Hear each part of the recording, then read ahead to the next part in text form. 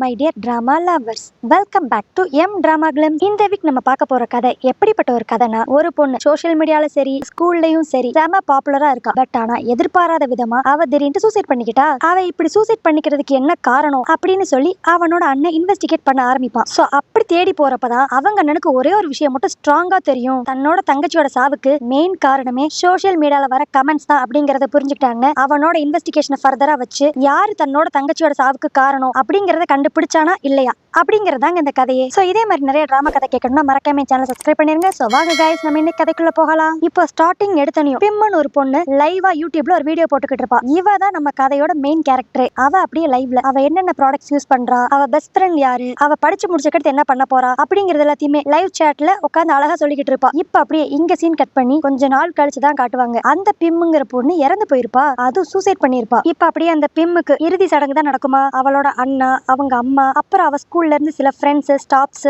எல்லாருமே வந்து அவளோட இறுதி சடங்குல கலந்துக்குவாங்க. அப்ப அந்த ஸ்கூலோட பிரின்சிபல் இந்த இறந்து போன பொண்ணு பிம்மோட அண்ணன் கிட்ட, அதாவது இந்த கேரக்டர் பேர் கான், அவன் கிட்ட வந்து இது நாங்க எக்ஸ்பெக்ட் பண்ணவே இல்ல, அவ ரொம்ப நல்ல பொண்ணாச்சே, ரொம்ப சமத்தான பொண்ணு, ஆனா ஏன் இப்படிப்பட்ட ஒரு முடிவு எடுத்தான்ட்டு எங்களுக்கு சுத்தமா ஒரு ஐடியா கூட இல்ல அப்படிங்கிற மாதிரி அந்த பிம்மோட ஃபேமிலிக்கு ஆறுதல் சொல்லிக்கிட்டு இருப்பாங்களா. அப்ப அந்த பிரின்சிபல் கூட பேட்னு ஒரு டீச்சர் இருப்பாரு. அவர் வந்து அப்படியே நம்ம கானை பார்த்து, நாளைக்கு உங்க தங்கச்சி கேஸ் சம்பந்தமா ஸ்கூல்ல வந்து போலீஸ் இன்வெஸ்டிகேட் பண்றேன்னு சொல்லியிருந்தாங்க, சோ நீங்களும் வந்தீங்கன்னா கொஞ்சம் நல்லா இருக்கும் அப்படிங்கிற மாதிரி அந்த பேட் சொல்லுவானா. அதுக்கு அந்த பிம்மோட அம்மா அப்படியே என்னால கண்டிப்பா வர முடியாது அப்படிங்கிற மாதிரி ஒரு மாதிரி சோகமா சொல்லுவா. உடனே அந்த பிம்மோட அண்ணன் கான், ஓகே நான் ஸ்கூலுக்கு வந்து எல்லாத்தையும் உங்க கூட நின்று பாத்துக்கிறேன், பட் எனக்கான ஒரு விஷயம் தான் புரியல, என் தங்கச்சி எல்லாத்துலயுமே டாப்பா இருப்பா, ரொம்ப தைரியமான பொண்ணு, அவன் ஏன் இப்படிப்பட்ட ஒரு முடிவு எடுத்தான்னு எனக்கு சுத்தமா தெரியல அப்படிங்கிற மாதிரி அவன் சொல்லுவானா. அதுக்கு அந்த பேட்டுங்கிற ஸ்டாஃபும் உடனே நீங்க சந்தேகப்படுற மாதிரி தான் எனக்கும் ஒரு சந்தேகம் இருக்கு, ஏன்னா எப்பயுமே சூசைட் பண்ணிக்கிறவங்க அவங்க எதனால சூசைட் பண்ணிக்கிறாங்க அப்படிங்கிற மாதிரி ஏதாவது ஒரு நோட் ஒண்ணு விட்டுட்டு போவாங்க, ஆனா உங்க தங்கச்சி கேஸ்ல அப்படி எதுவுமே இல்ல, அதனால தான் போலீஸ் அடிஷனலா சுத்தி இருக்க ஸ்டூடெண்ட்ஸ் எல்லாருமே விசாரிக்கணும்னு சொல்லி நினைக்கிறாங்க அப்படிங்கிற மாதிரி இந்த பேட்டும் கான் அந்த பிரின்சிபல் இவங்க 3 பேர் பேசிக்கிட்டு இருப்பாங்க. இவங்க 3 பேர் இப்படி பேசுறப்பதான் நம்மளுக்கு அடிஷனலா ஒரு இன்ஃபர்மேஷன் தெரியும். இந்த பிம்ங்கிற பொண்ணு சாகருக்கு கொஞ்ச நேரத்துக்கு முன்னாடி லைவ் வந்திருப்பா. ஆனா அந்த லைவ்ல எதுவுமே பேசாம ஜஸ்ட் அழுதுகிட்டு மட்டும் இருந்துட்டு கொஞ்ச நேரம் கழிச்சு அப்படியே லைவ் ஆஃப் பண்ணிட்டு சூசைட் பண்ணி இருந்திருப்பா. இப்ப அப்படியே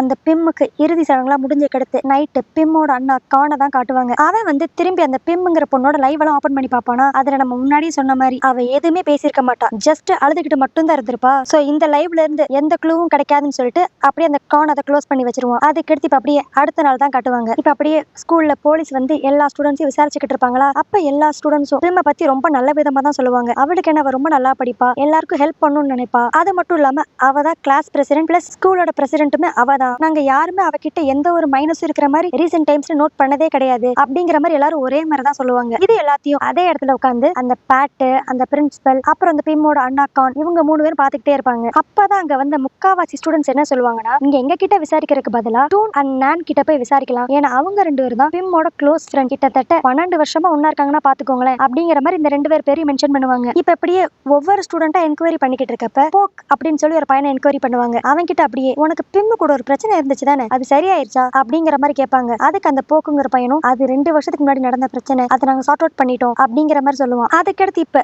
அந்த பிம்மோட க்ளோஸ் ஃப்ரெண்ட்ஸான டூன் கிட்டையும் நான் கிட்டையும் கேட்பாங்க. அப்ப அவங்க 2 பேரும் சொல்றது, அவ எப்பயுமே ஜாலியா தான் இருப்பா, பட் இந்த பாஸ்ட் 2-3 மாசமா தான் அவ ரொம்ப சோகமாயிட்டா, யாருக்கிட்டையும் ஒழுங்கா பேசுறது இல்ல, அவ மனசுக்குள்ள என்ன நினைக்கிறாங்கிறதே எங்களுக்கே தெரியாத அளவுக்கு தான் அவ ரொம்ப சோகமா இருந்தா அப்படிங்கிற மாதிரி அந்த 2 பொண்ணுங்களும் சொல்லிக்கிட்டு இருப்பாங்களா. அது மட்டும் இல்லாம நம்ம பிம்மோட கிளாஸ் மெம்பர்ஸ் எல்லாருமே இப்ப சொல்லி வச்ச மாதிரி ஒரு ஆக்ட்ரஸ் பேர் தான் சொல்லுவாங்க. அவ அந்த ஜினா இறந்து போனதுல இருந்து தான் ஒரு மாதிரி ஆயிட்டா அப்படின்ட்டு. ஆக்சுவலி ஜினாங்கிறது ஒரு ஃபேமஸான காமெடி ஆக்ட்ரஸ், அந்த ஆக்ட்ரஸும் ரீசென்ட் டைம்ல தான் இறந்து போயிருப்பா போல, அவ சாவுக்கு அடுத்து தான் இவ ரொம்ப மாறிட்டா அப்படிங்கிற மாதிரி அவங்க கிளாஸ்மேட்ஸும் சரி அவங்க ஃப்ரெண்ட்ஸும் சரி எல்லாருமே சொல்லுவாங்க. இப்பதான் அடிஷனலா இன்னொரு ஒரு விஷயம் தெரிய வரும், அந்த ஜினாங்கிற ஆக்டர்ஸுமே இதே மாதிரி ஒரு லைவ் பண்ணிட்டு தான் இறந்து போயிருப்பாங்க. அதுக்கடுத்து அப்படியே அந்த போலீஸ் திரும்பி டூன் கிட்டையும் நான் கிட்டையும் தான் கேட்பாரு, ஓகே நீங்க கடைசியா உங்க ஃப்ரெண்ட சாகருக்கு முன்னாடி எங்க வச்சு பாத்தீங்க அப்படின்ட்டு. அப்ப அந்த நான் பொண்ணு டூன் பொண்ணும் நாங்க கடைசியா அவ கிளாஸ் முடிச்சுட்டு போறப்பதான் பார்த்தோம், அதுக்கடுத்து பார்க்கவே இல்ல அப்படிங்கிற மாதிரி சொல்லுவாங்களா. இதுல அந்த டூனுங்கிற பொண்ணு இப்படி சொன்னனையும் அங்க இருந்த பேட்டுங்கிற ஸ்டாஃப் ஒரு மாதிரி வியர்டா அந்த டூன் பொண்ணை பாப்பான். அதுக்கடுத்து இப்போ இந்த இன்வெஸ்டிகேஷன்லாம் முடிஞ்சக்கடுத்து அந்த டூன் பொண்ணு தனியா நின்று ஹேண்ட் வாஷ் பண்ணிக்கிட்டு இருப்பாளா. அந்த இடத்துக்கு அந்த நானுங்கிற பொண்ணு தயங்கிக்கிட்டே வந்து, நீ போலீஸ் கிட்ட என்ன சொன்ன அப்படிங்கிற மாதிரி பயந்துட்டே கேட்பாளா. அதுக்கு அந்த டூன் பொண்ணு அப்படியே, அவங்க என்ன கேட்டாங்களோ அதுக்கு மட்டும் தான் நான் பதில் சொன்னேன், மித்தபடி எல்லா விஷயத்திலும் நான் சொல்லல, நீ ஃப்ரீயா விடு அப்படிங்கிற மாதிரி சொல்லுவா. இதுலயே நம்ம ஒரு விஷயம் தெரிஞ்சுக்கலாம், இந்த 2 பொண்ணுங்களும் ஏதோ ஒரு விஷயத்த மறைக்கிறாங்க அப்படிங்கிற மாதிரி. அதுக்கடுத்து இப்போ இந்த கேஸ் இன்வெஸ்டிகேட் பண்ண போலீஸ் அப்படியே வந்து அந்த பிரின்சிபல் கிட்டையும் கான் கிட்டையும் தான் சொல்லுவாங்க, நாங்க விசாரிச்ச வரைக்கும் உங்க தங்கச்சி அந்த ஜினாங்கிற ஆக்டர் இறந்து போனனால ரொம்ப மனசுடைஞ்சு போய் அவங்கள மாதிரியே லைவ் பண்ணிட்டு இறந்து இறந்து போயிருக்காங்க. இதை தவிர்த்து வேற எந்த காரணமும் இருக்கிற மாதிரி தெரியல அப்படிங்கிற மாதிரி சொல்லிட்டு அவங்க போயிருவாங்களா. இப்ப இதெல்லாம் கேட்டோன்னு இந்த பிரின்சிபல் அப்படியே கான் கிட்ட வந்து, நீங்க அவங்க சொல்ற எதையுமே கேட்காதீங்க, எனக்கு தெரிஞ்ச வரைக்கும் ஒரு ஆக்ட்ரஸ் இறந்துட்டாங்கன்னு சொல்லி மனசுடைஞ்சு போய் அதே மாதிரி சூசைட் பண்ற ஆள் கிடையவே கிடையாது. நம்ம வெயிட் பண்ணி பார்ப்போம், கண்டிப்பா என்ன நடந்துச்சுங்கிற உண்மை நம்மளுக்கு தெரியும் அப்படிங்கிற மாதிரி கானை கன்சல்ட் பண்ணிட்டு அனுப்புவாளா. அதுக்கடுத்து இப்ப அப்படியே அந்த பேட்டுங்க ஸ்டாஃபும் இந்த கானும் தான் பேசிக்கிட்டு இருப்பாங்க. அப்ப அந்த பேட் என்ன சொல்லுவானா, பிரின்சிபல் சொல்றது ரொம்ப கரெக்ட், உங்க தங்கச்சி ரொம்ப பிரேவான பொண்ணுதான், ஆனா ரீசெண்ட் டைம்ஸ்ல தான் ரொம்ப ஒரு மாதிரி சோர்வா இருந்தா. அது மட்டும் இல்லாம முக்கியமா அவ கடைசியா ஸ்கூலுக்கு வந்த அன்னைக்கு ரொம்ப பெரிய சம்பவங்கள்லாம் வேற நடந்துருச்சு, மேபி அது கூட அவளை அஃபெக்ட் பண்ணிருக்கலாம் அப்படிங்கிற மாதிரி இப்ப ஒரு விஷயத்த சொல்லுவான். என்னன்னா, இப்ப இருந்து கரெக்டா 3 நாள் முன்னாடி கடைசியா ஸ்கூலுக்கு வந்த அன்னைக்கு இவளை கூப்பிட்டு பிரின்சிபல் எதுக்கோ வார்ன் பண்ணிருப்பாங்க. என்னன்னா, ரீசெண்ட் டைம்ஸ்ல இவ மேல நிறைய கம்ப்ளைண்ட்ஸ் வரதாகவும் இவ அவளோட ஸ்கூல் பிரசிடென்ட் அப்படிங்கிற பதவியை மிஸ்யூஸ் பண்றா அப்படிங்கிற மாதிரி நிறைய ஸ்டூடெண்ட்ஸ் கம்ப்ளைண்ட் கொடுத்ததாகவும் அந்த பிரின்சிபல் சொல்லிக்கிட்டு இருப்பாங்க. சோ அதனால எங்களுக்கு வேற வழியே இல்ல, உன்னை நாங்க ஸ்கூல் பிரசிடென்ட் அப்படிங்கிற போஸ்ட்ல இருந்து நீக்கி ஆகணும் அப்படிங்கிற மாதிரி அந்த பிரின்சிபல் பேசிக்கிட்டே இருந்திருப்பாங்க. ஆனா அது எதுக்குமே அந்த பிம்ங்கிற பொண்ணு ரியாக்ட் பண்ணாம ஒரு மாதிரி இடிஞ்சு போன மாதிரி உட்காந்துருப்பா. இது எல்லாத்தையுமே அப்பயே இந்த ஸ்டாஃப் பேட் வந்து வியர்டா நோட் பண்ணி வச்சிருந்திருப்பான். அது மட்டும் இல்லாம பிம் கிட்ட இருந்து இந்த போஸ்ட பறிச்சு அவளோட க்ளோஸ் ஃப்ரெண்டான டூனுக்கு தான் அடுத்து இந்த பதவியை கொடுத்தாங்க. இது கண்டிப்பா பிம்முக்கு கஷ்டமா தான் இருந்திருக்கும். பட் அன்னார் அவளை கன்சோல் பண்ற கூட யாருமே இல்ல. ஏன்னா அவளோட க்ளோஸ் ஃப்ரெண்ட் டூனும் சரி நானும் சரி கிட்டத்தட்ட ஒரு மாசமாவே அவ கூட அவ்வளவு டச்சே இல்லாம தனியா தான் எல்லாரும் இருக்கிறாங்க. சோ அவங்களுக்குள்ளயும் ஏதோ ஒரு பிரச்சனை இருக்கும்னு சொல்லி நினைக்கிறேன் அப்படிங்கிற மாதிரி இந்த பேட் இது எல்லாத்தையும் அந்த கான் கிட்ட சொல்லிக்கிட்டு இருப்பானா. அப்போ இவங்க பேசுறது எல்லாத்தையுமே போக்குன்னு ஒரு பையன் ஒளிஞ்சு நின்று கேட்டுக்கிட்டு இருப்பான். இந்த போக்கு யாருன்னு தெரியுதா, ஸ்டார்டிங்ல இந்த போலீஸ் இன்வெஸ்டிகேட் பண்றப்ப உனக்கும் பிம்முக்கும் ஏதோ மனஸ்தாபம் இருக்குன்னு சொல்லி கேள்விப்பட்டோம், அதெல்லாம் சரியாயிருச்சா அப்படிங்கிற மாதிரி ஒரு பையன்கிட்ட கேட்பான்ல, அது இந்த பையன் தான். இப்ப அப்படியே இந்த போக்குங்கிற பையன் லைட்டா குட்டியா ஒரு பிளாஷ்பேக் ஒன்னு யோசித்து பார்ப்பான். என்னன்னா,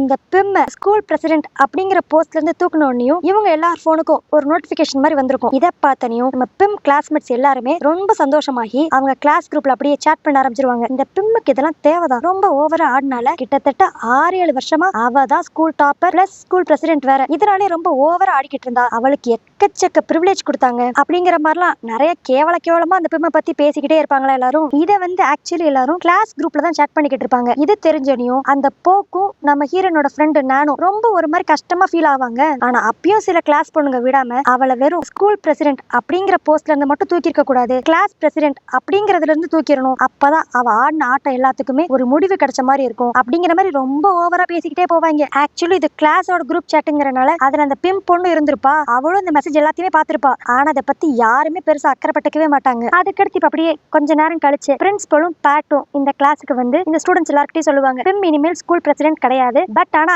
கிளாஸ் பிரசிடென்ட் அவதான் அப்படிங்கிற மாதிரி சொல்லிக்கிட்டு இருப்பாங்களா. அப்ப அங்க இருந்து ஒரு பொண்ணு அப்படியே எப்பயும் போலதான் அந்த கிளாஸ் குரூப் சாட்ல ஒரு மெசேஜ் போடுவா, யாராண்டு பிரின்சிபல் கிட்ட சொல்லுங்கப்பா இவ்வளவு அந்த கிளாஸ் பிரசிடென்ட்ங்கிற போஸ்ட்ல இருந்து தூக்க சொல்லி அப்படிங்கிற மாதிரி ஒரு பொண்ணு டெக்ஸ்ட் போட ஆரம்பிப்பாளா. அதனால அப்படியே கொஞ்சம் கொஞ்சமா ஓர்த்தவங்களா, ஆமா பேசாம எல்லாரும் ஒண்ணா நின்னு இவள அந்த கிளாஸ் ரூம்ல இருந்து வெளியே போக சொல்ற மாதிரி அந்த பிரின்சிபல் கிட்ட எடுத்து சொல்லுவோம் அப்படிங்கிற மாதிரி எல்லாரும் ஒவ்வொரு விதமா டெக்ஸ்ட் போட்டுக்கிட்டே இருப்பாங்க. இது எல்லாத்தையுமே அந்த பிம் பொண்ணு பாத்துட்டே இருப்பாளா, அவளுக்கு ரொம்ப மனசு கஷ்டமாயிரும். இதுல ஒரு பையன்லாம் ரொம்ப ஓவரா போய் நம்ம அனுப்புற மெசேஜ் அந்த பிம்மே பாத்துக்கிட்டு தான் இருக்கா, ஆனா வெக்கமே இல்லாம இன்னும் பெஞ்ச்ல உட்காந்துக்கிட்டு இருக்கா பாரு, எந்திரிச்சு எனக்கு இந்த கிளாஸ் பிரசிடென்ட் போஸ்ட் வேணாம்னு சொல்லி தைரியமா சொல்ல வேண்டியதானே வெக்கம் கேட்டவ அப்படிங்கிற மாதிரி ரொம்ப ஓவரா பேச ஆரம்பிச்சிருவாங்க. இதனால பாவம் அந்த பிம் ரொம்ப கடுப்பாகி அப்படியே அந்த பிரின்சிபல் கிட்ட எனக்கு இனிமேல் இந்த கிளாஸ் பிரசிடென்ட்ங்கிற போஸ்ட் வேண்டாம் அப்படிங்கிற மாதிரி சொல்லிடுவா. இவ எப்படி சொன்னனையும் அந்த கிளாஸ்ல இருக்க எல்லாருமே சந்தோஷப்படுவாங்க. ஆனா அந்த போக்குங்கிற பையன் மட்டும் தான் லைட்டா ஃபீல் பண்ணிருப்பான். இப்ப அததான் இவன் அப்படியே யோசித்து பாத்துக்கிட்டு இருப்பான். அடுத்து இப்ப அப்படியே கொஞ்ச நேரம் கழிச்சு அந்த பேட்டுங்கிற ஸ்டாஃபை தான் காட்டுவாங்க. அவன் அப்படியே பிரின்சிபல் ரூம்குள்ள போய் பிரின்சிபல் கிட்ட ஒரு மாதிரி சோகமா மூஞ்சி வச்சுக்கிட்டு, நான் உங்ககிட்ட ஒரு முக்கியமான விஷயம் சொல்லணும், எனக்கு காலையில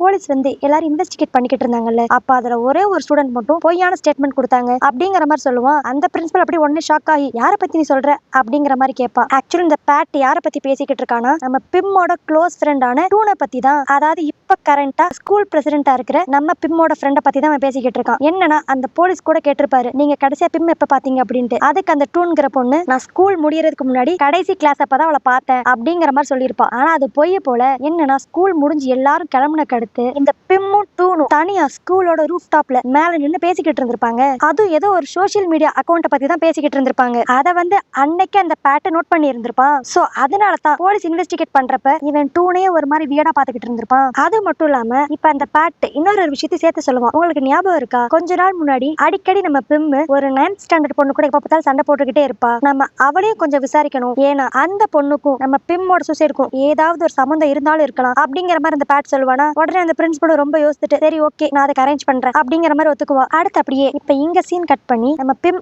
அம்மாவோட பார்லர்ல தான் காட்டுவாங்க. அங்க அப்படியே அவங்க அம்மா ரொம்ப சோகமா கண்ணாடி பார்த்துட்டே இருப்பாங்களா. இப்ப அந்த இடத்துக்கு வந்த கான் அப்படியே ஸ்கூல்ல நடந்த எல்லாத்தையுமே சொல்லுவான். போலீஸ் இந்த மாதிரி இந்த கேஸ ஜஸ்ட் ஒரு ஆக்ட்ரஸ் இறந்து போனனால பிம் இப்படி அதே மாதிரி சூசைட் பண்ணிக்கிட்டா அப்படின்னு சொல்லி முடிச்சிட்டாங்க அப்படிங்கிற மாதிரி கான் சொல்லுவானா. இதை வந்து அவங்க அம்மாவால அக்செப்ட் பண்ணிக்கவே முடியாது. அப்ப இவங்க இப்படி பேசிக்கிட்டு இருக்க டைம்ல கரெக்டா இந்த இடத்துக்குள்ள ஒரு பர்சன் வருவான். அவனை பார்த்தோன்னு கான் செமையா கடுப்பாவான். ஆக்சுவலி இந்த பர்சன் யாரு என்னன்னு நமக்கு இப்போதைக்கு தெளிவா சொல்லவே மாட்டாங்க. இங்க அப்படியே சீன் கட் ஆகி அடுத்து அப்படியே அந்த பிம் பொண்ணோட ரூம்ல தான் காட்டுவாங்க. நம்ம கான் அப்படியே ரொம்ப சோகமா அவ ரூம்குள்ள போய் அவ திங்ஸ் எல்லாம் அப்படி பாத்துக்கிட்டு இருப்பானா. அப்பதான் நம்மளுக்கு காட்டுவாங்க இந்த பிம் அப்படியே நிறைய அவார்டு வாங்கியிருப்பா. அதுவும் நிறைய பெஸ்ட் ஸ்டூடெண்ட் அப்படிங்கிற மாதிரி அவார்ட் எல்லாம் வாங்கியிருப்பாளா. இது எல்லாத்தையும் பாக்குறப்ப நம்ம கானுக்கு அப்படியே குட்டி குட்டியா கொஞ்சம் பிளாஷ்பேக்ஸ் எல்லாம் மைண்ட்ல வந்துட்டு போகும். என்னன்னா இவ இந்த மாதிரி ஒவ்வொரு தடவையும் ஏதாட்டு ஒரு அவார்டு வாங்குறப்ப அவங்க அண்ணன் கிட்ட போன் பண்ணி அவ்வளவு சந்தோஷமா ஷேர் பண்ணிக்கிட்டு இருப்பா. அது மட்டும் இல்லாம இந்த வீட்டுல நான் ரொம்ப தனியா இருக்கிற மாதிரி இருக்கு, நீ எப்பதான் பேங்காக்ல இருந்து நம்ம ஊருக்கு வருவ அப்படிங்கிற மாதிரி எப்ப பார்த்தாலும் சொல்லிக்கிட்டே இருப்பா. ஆனா அதை அப்ப நம்ம கான் ரொம்ப பெருசா எடுத்துக்கவே இல்லை. இப்ப அவ போன கருத்து தான் கான் அப்படியே அதை நினைச்சு ரொம்ப ஃபீல் பண்ணிக்கிட்டு இருக்கான். அப்பதான் இவன் பிம்மோட ரூம்ல ஒரு போட்டோ இருக்கும், அதை எடுத்து பார்ப்பான். அதுல அந்த பிம்மும் அந்த ஆக்ட்ரஸ் ஜினாங்கிற பொண்ணும் ஒன்னா இருக்கிற மாதிரி ஒரு போட்டோ இருக்கும். என்னன்னா பிம் தன்னை ரொம்ப மிஸ் பண்றா அப்படின்னு தெரிஞ்சோனையும் இந்த கான் ஒரு நாள் அவளை அப்படியே பேங்காக் கூட்டு போய் இவளுக்கு பிடிச்ச ஆக்ட்ரஸை மீட் பண்ண வச்சிருப்பான். அப்ப எடுத்த போட்டோ தான் இதுவும். இப்ப அப்படியே இதெல்லாம் பார்த்தோனையும் கானுக்கு அப்படியே பிம் இந்த ஆக்ட்ரஸை மீட் பண்ற அன்னைக்கு என்ன நடந்துச்சு அப்படிங்கறதெல்லாம் யோசித்து பார்த்துக்கிட்டு இருப்போம். ஆக்சுவலி இந்த பிம் போய் அந்த ஜினாங்கிற ஆக்ட்ரஸை மீட் பண்றப்ப கரெக்டா அந்த ஆக்ட்ரஸும் ஒரு ப்ராப்ளம்ல தான் இருந்திருப்பா. என்னன்னா இந்த ஆக்ட்ரஸ் ஒரு டிரான்ஸ்ஜெண்டர் போல. சோ இவள நிறைய பேர் அப்போஸ் பண்ணதான் செய்வாங்க. இதுல இவ ஒரு பாப்புலரான சிங்கரை வேற லவ் பண்றதா இப்போ ஒரு பேட்டி வேற கொடுத்திருப்பா. ஆக்சுவலி அது வந்து ஒரு மியூச்சுவல் ரிலேஷன்ஷிப் தான். ரெண்டு பேருமே ஒத்து போய் தான் அந்த ரிலேஷன்ஷிப்ல இருந்திருப்பாங்க. ஆனா இவ டிரான்ஸ்ஜெண்டர்ங்கறனால மட்டுமே நிறைய பேர் இவள அப்போஸ் பண்ணி நீ எல்லாம் அந்த சிங்கர் கூட பேரா, உன் மூஞ்சல நீ கண்ணாடியில பாத்திருக்கியா அப்படிங்கிற மாதிரி இந்த ஜினாவை அட்டாக் பண்ணி நிறைய பேடான கமெண்ட்ஸ் எல்லாருமே சோசியல் மீடியால போஸ்ட் பண்ணிக்கிட்டு இருப்பாங்க. இப்ப இது எல்லாத்தையும் தான் அந்த ஜினாங்கிற ஆக்ட்ரஸ் அப்படி சோகமா உட்காந்து போன்ல பாத்துக்கிட்டு இருப்பாளா. கரெக்டா இந்த சமயம் தான் பிம்மு இவளை மீட் பண்ண வந்திருப்பா. இப்ப அப்படியே பிம்ம பார்த்தனியும் ஜினா அப்படியே லைட்டா அவ கண்ணெல்லாம் தொடச்சிட்டு அவ மனசுல இருக்க வலி எல்லாத்தையுமே மறைச்சுக்கிட்டு அப்படியே பிம்முக்காக சிரிச்சுக்கிட்டே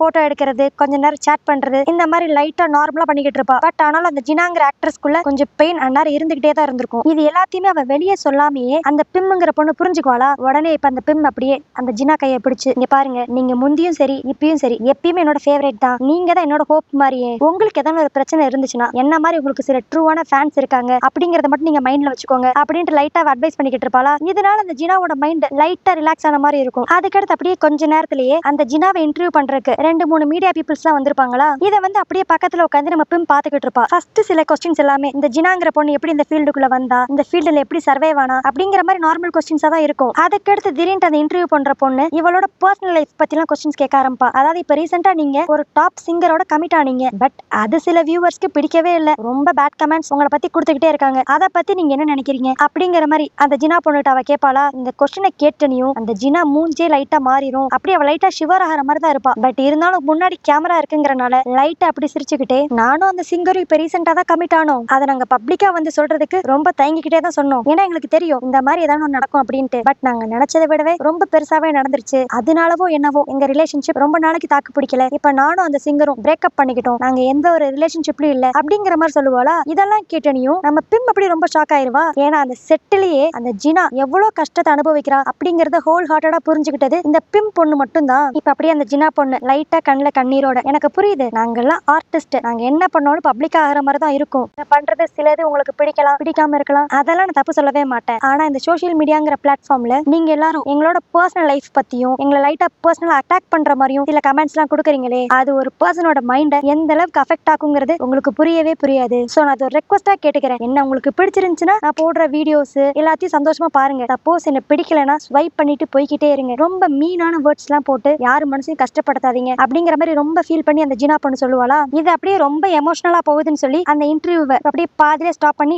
லைட்டா பிரேக் டைம் மாதிரி கொடுத்திருப்பாங்க. அப்போ இது எல்லாத்தையும் பார்த்து பிம் ரொம்ப ஃபீல் பண்ணிக்கிட்டு இருப்பாளா. அப்ப கான் அப்படியே பிம் கிட்ட வந்து இந்த சோசியல் மீடியா பீப்புள்ஸ்னால ஜினா ரொம்ப அஃபெக்ட் ஆயிருக்காங்கன்னு நினைக்கிறேன், அவங்க எல்லாரும் இவளை ரொம்ப தப்பா ஜட்ஜ் பண்றாங்க அப்படிங்கிற மாதிரி கான் சொல்லிக்கிட்டு இருப்பானா. அதுக்கு அப்படியே பிம் ஜினா விட ரொம்ப சோகமா எனக்கு தெரிஞ்சு சில பல கமெண்ட்ஸ்னால இவங்க ரொம்ப உடஞ்சு போயிருக்காங்கன்னு நினைக்கிறேன், ஏன்னா இந்த கமெண்ட்ஸ்ல வர வார்த்தைகள் ஒருத்தவங்களை எவ்வளவு அஃபெக்ட் பண்ணுங்கிறது உங்க எல்லாரையும் விட எனக்கு நல்லா தெரியும் அப்படி அப்படிங்கிற மாதிரி மெதுவா சொல்லிக்கிட்டு இருப்பா. ஆனா இதை வந்து அந்த டைம்ல கான் பெருசா நோட் பண்ணிருக்கவே மாட்டான். இப்போ இது எல்லாத்தையுமே பிரசன்ட்ல இருக்க கான் அப்படியே பிம்மோட ரூம்ல உட்காந்து யோசிச்சுக்கிட்டு இருப்பான். அடுத்து அப்படியே அன்னைக்கு ஈவினிங் திரும்பி பிம்முக்கு வேற ஒரு இறுதி சடங்கு செஞ்சுக்கிட்டு இருப்பாங்க. அந்த இடத்துக்கு போக் வருவான். அவன் வந்து அப்படியே கான் கிட்ட ஏதோ சொல்லலான்ட்டு வருவான். அப்ப அவன் மைண்ட்ல ஃபிராக்ஷன் ஆஃப் செகண்ட்ல பிம் வந்துட்டு போவா. அவன் இந்த போக்கு கிட்ட என்ன சொல்லி இருந்திருப்பானா, நீங்க எல்லாரும் நினைக்கிறீங்க நான் ரொம்ப ஸ்ட்ராங்கான பர்சன்ட்டு, ஆனா நான் உண்மையிலே ஸ்ட்ராங்கே கிடையாது. அது மட்டும் இல்லாம என்ன மாதிரி வாழ்க்கை வாழ்றது ரொம்ப கஷ்டம். உங்களுக்கு வெளியிருந்து பார்க்க இவளுக்கு சூப்பரான வாழ்க்கை அப்படிங்கிற மாதிரி தான் தோணும். ஆனா வாழ்ந்து பாக்குற எனக்கு தான் அதோட கஷ்டம் தெரியும் அப்படிங்கிற மாதிரி இந்த பிம்முங்கிற பொண்ணு இந்த போக்கு கிட்ட சொல்லி இருந்திருப்பா. அதான் இவனுக்கு அப்படியே இப்போ ஒரு ஃபிராக்ஷன் ஆஃப் செகண்ட்ல மைண்டுக்கு வந்துட்டு போயிருக்கும். அதுக்கடுத்து அப்படியே அந்த போக்கு கான் கிட்ட வந்து, நான் உங்ககிட்ட சில உண்மைகள்லாம் சொல்லணும். உங்க தங்கச்சி லைஃப்ல என்னென்ன நடந்துச்சுங்கிறதுல பாதி விஷயம் எனக்கு தெரியும். அதெல்லாம் உங்ககிட்ட நான் சொல்லணும் அப்படிங்கிற மாதிரி சொல்லுவான். அப்படி இந்த இடத்துல இந்த எபிசோட் முடியுது.